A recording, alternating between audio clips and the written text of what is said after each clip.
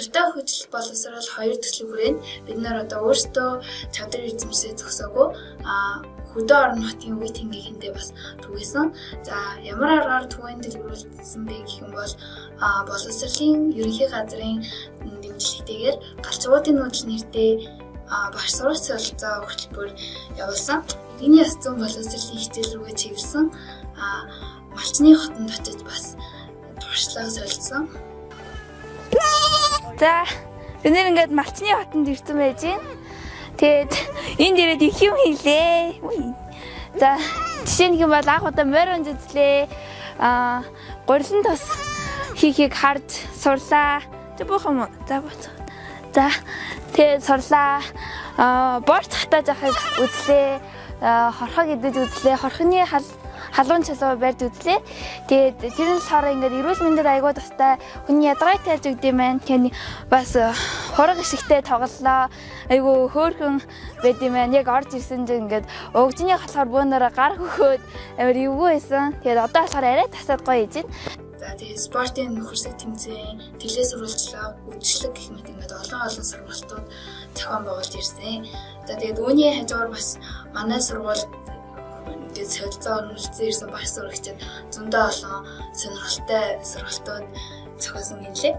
За энэхүү галчгуудын нүүдэл сурагч солилцоо хөтөлбөр хэрэгжснээр миний хувьд хамгийн гол мэдэж авсан зүйл гэх юм бол хөдөө хотын хүүхдүүдийн одоо суралцах арга барил, сурж буй орчин байр, за тийм хүмүүжил гээд ингээд олон талаараа үнэхээр өөр эдэм билий. Гэхдээ энэ нь бол нөгөө хөдөөний хүүхдүүд хүмүүжил сайтай, хотын хүүхдүүд сурлах сайтай гэсэн үг огтхон биш шүү.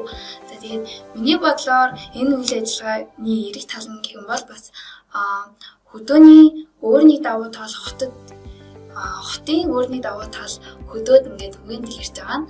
За тэгээд ийм учраас одоо манай сургууль буюу 28 дахь сургуулийн эхлүүлсэн багш сурагч солилцоо хөтөлбөрийг ингээд томоохон хэмжээний болгож тэгээд жил бүр нийслэлийн сургуулиуд 21 аймгийн сургуулиудтай ингээд хамтарч хийж байгаасай гэж хүсэж байна. Гэтэ телевиз онлайнаар бол бүр гоё шүү. Энэ болохоор дотор байрны аягүй гоёсэн.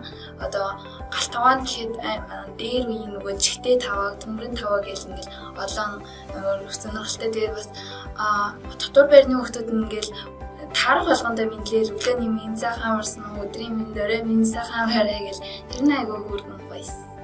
За манай сургууль нь доктортой хөгжлийн боловсролын төслөөрөнд хүүхдийн эрх хамгаалалт сэдвтэй тус бүр 10 минутын одоо 9 нэвтрүүлэг хийсэн байгаа. Тэгээд нэвтрүүлгийг хийхдээ болохоор зөвхөн хүүхдийн харж байгаа байдлаас, хүүхдийн харж байгаа өнцгөөс санаа авч хийгээд за маань нэвтрүүлэг нь болохоор хүүхдүүд хийсэн гэдгээр илүү давуу талтай байгаа. За энд нь яг ямар нэвтрүүлэг орж ийнэ гэх юм бол за хүүхдийн үзэл бодлоо чөлөөтэй илэрхийлэх хэрэг, за боловсрол эзэмших хэрэг, за мөн одоо ингээд хөгжих хэрэг, за цаашлаад нөгөө хүүхдүүдийн яг суурь эрхүүдээс ингээд санаа авч юу нь бол нэвтрүүлгийг бэлтгэсэн.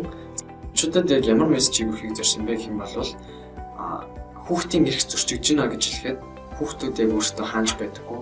Яг хүүхдийн өмнөөс томчууд одоо бидний ээж аав эсвэл сургуулийн захирал сургуулийн нийгмийн ажлын дуурч идэг. Энэ тал дээр болохоор яг зөвхөн хүүхдүүдэд тулгамдж байгаа миний сэтгэл зүй яг ямар байгааг томчууд асуудаггүй хамгийн гол асуудал байдаг гэж надад санагддаг. Мэдээж сургууль гэдэг чинь хүүхдийн байгууллага, одоо мэдээж цагдаагийн байгууллага байгаа, шимнэлийн байгууллага байгаа ш. Яг сургууль гэдэг нь хүүхэд сургуулийн эзэн тэр хүүхдүүд өөрсдөө байдаггүй.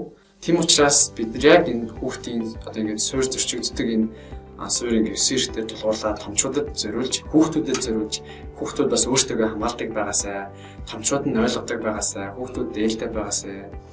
Яг нөгөө хүүхдийн сэтгэн бодох юм уу эсвэл үзэл бодлоо чөлөөтэй илэрхийлэх хэрэг гэдэг ярингуут томчууд аюу тийм их ажиглагддаг. Гэтэ яг үндэ хүүхдүүд хаанч хэний ч дураараа ингээд яг зөвшөөрөл шаардахгүйгээр үзэл бодлоо чөлөөтэй илэрхийлдэг байгаасаа гэдэг үднээс хүүхдүүдэд томчуудад зориулж нэвтрүүлгийг хийсэн.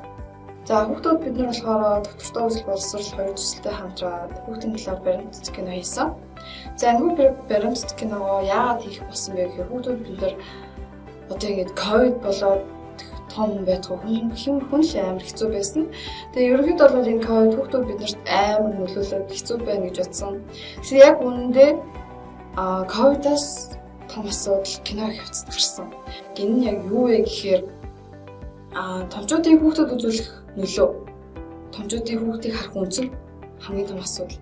Зүгээр л хүүхдүүд бид нарыг өнөөдөртөө амьдарч байгаа хүүхдүүд гэж харахгүйгээр зүгээр л ирээдүйд бэлтгэгдэж байгаа жижиг хүмүүс гэж хараад байдаг.